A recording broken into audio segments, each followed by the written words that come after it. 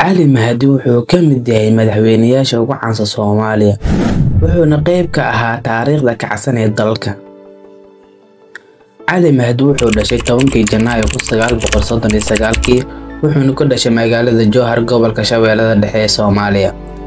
Wuxuuna geeriyooday 10 Maarso 2021, wuxuuna ku geeriyooday magaalada Nairobi ee dalka Kenya, wuxuuna u geeriyooday cudurkii COVID-19. Dhanka waxbarashadiisa markii laga hadlo, waxbarashada dugsiga hoose iyo midda sareba wuxuu ku qaatay gudaha Soomaaliya. Waxaa la sheegay in waxbarashadiisii dugsiga sare uu ku qaatay dalka dibadiisa, gaar ahaan dalka Talyaaniga, isaga oo bartay maamulka iyo dhaqaalaha. Wuxuu ka mid ahaa ganacsatadii waaweyneed ee Soomaaliya ka hor dagaalkii sokeeye. Markii laga hadlo xilka madaxweynenimada, sanadkii 1991 ilaa 1997 wuxuu noqday madaxweyne ku meel gaar ah ee dalka Soomaaliya. Waxaa madaxweynenimadiisii lagu doortay shirkii Carta ee ka dhacay Djibouti kadib markii Maxamed Siyaad Barre xukunka laga tuuray Janaayo 1991. xilligii dagaalkii sokeeye ee sanadkii 1991 ilaa 1997.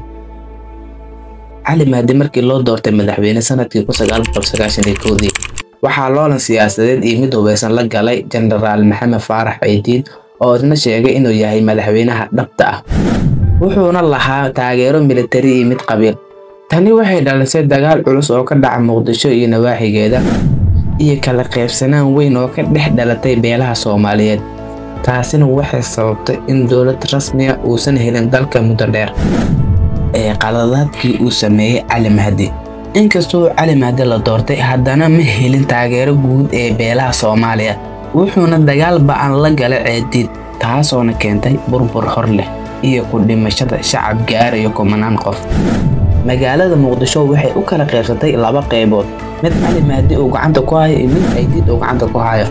Cali Mahdi wuxuu si xadaaf ah ugu tiirsanaa beeshiisa, taasoona keentay in beelaha kale aysan kalsooni ku qabin dowladdiisa.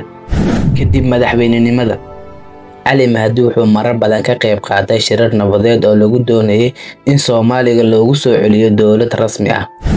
Wuxuu u muuqday nin nabadoon ah, inkastoo lagu dhaleeceeyay xilligii uu xilka hayay.